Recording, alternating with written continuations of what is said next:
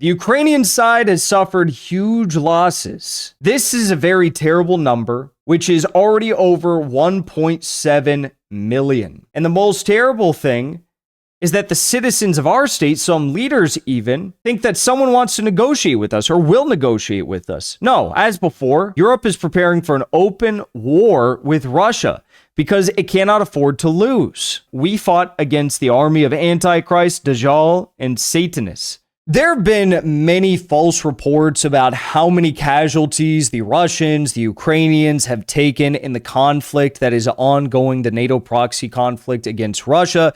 You know, Zelensky will come out, Budanov will come out, and they'll say, oh, Russia's lost 10 million people and we've lost 5.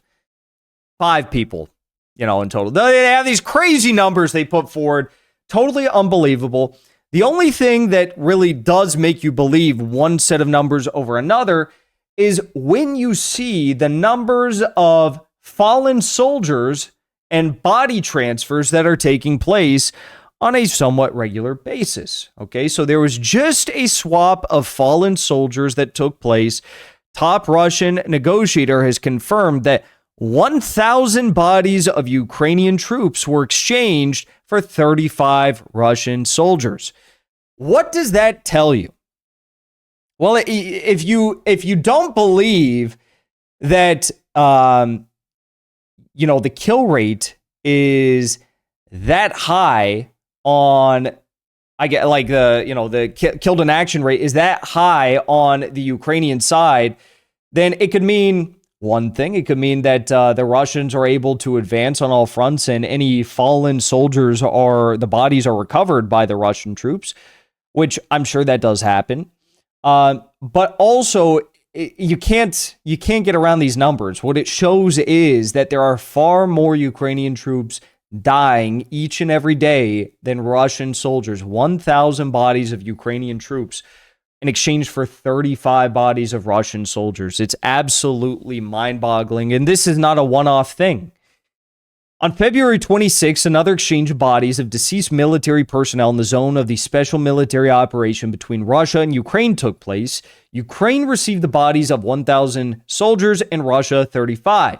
The schedule of the exchange of bodies of the deceased for the years 2023 to 2026 in total during this period, Russia has handed over 21,853 bodies of deceased Ukrainian military personnel, and Ukraine only 1,708 Russian ones. So that should put it in perspective for all of you, just how skewed the KIA rates are for both armies.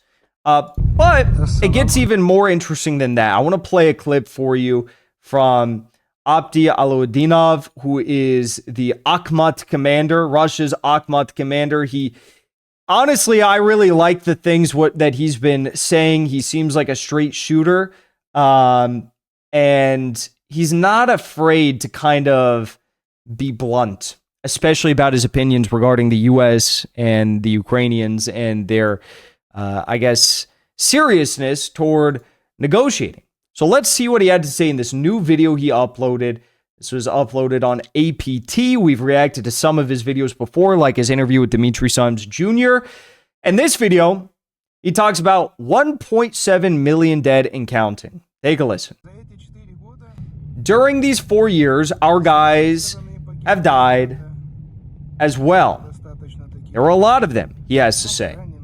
A lot of wounded guys as well. The Ukrainian side has suffered huge losses. This is a very terrible number, which is already over 1.7 million. Can you even imagine 1.7 million people? And I think that is probably, I say he's a straight shooter, but I think when you look at casualties, killed in action, and troops that went AWOL, I think that number is probably pretty accurate. I would have a hard time believing that 1.7 million in total on the Ukrainian side killed in action. That seems very hard to believe, but what do I know? But I think if you take into account casualties, killed in action, and troops going AWOL, 1.7 million, I mean, yeah. From the Ukrainian side, which happened. And you know what is the most terrible, he says? The idea that Zelensky and the West said they wanted to fight to the last Ukrainian, they continue to stick to this same idea.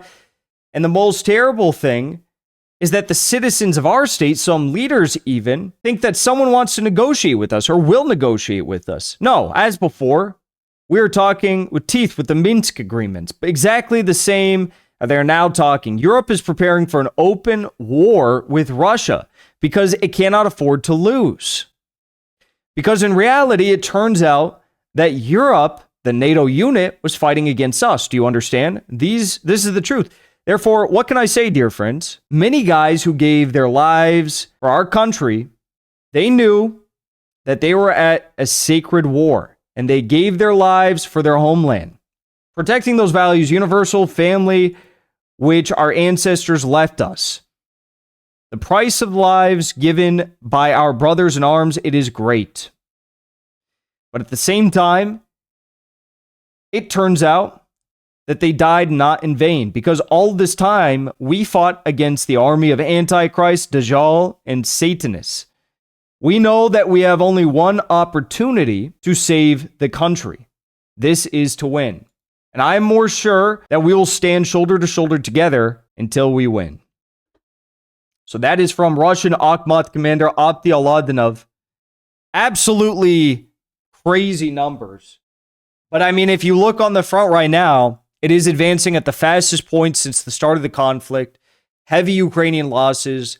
As Stas Kripivnik says, they're robbing Peter to pay Paul to try and maintain control of one region, and then they send troops to another region to try and protect that flank.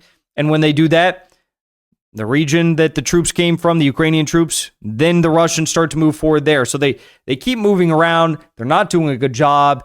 They have very unskilled personnel that they are ripping off the streets. It is an absolutely demonic thing that they're doing in the streets, going around and just ripping these people out from their neighborhoods, away from their families, and sending them off to the front line.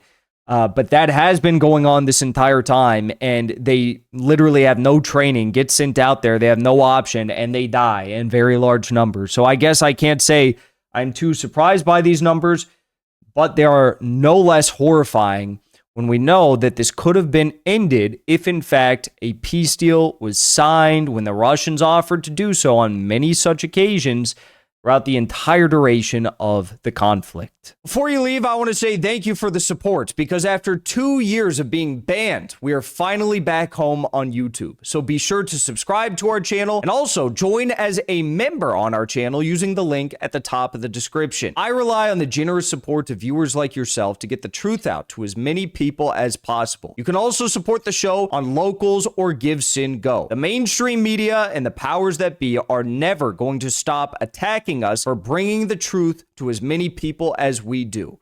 Thank you so much for your support.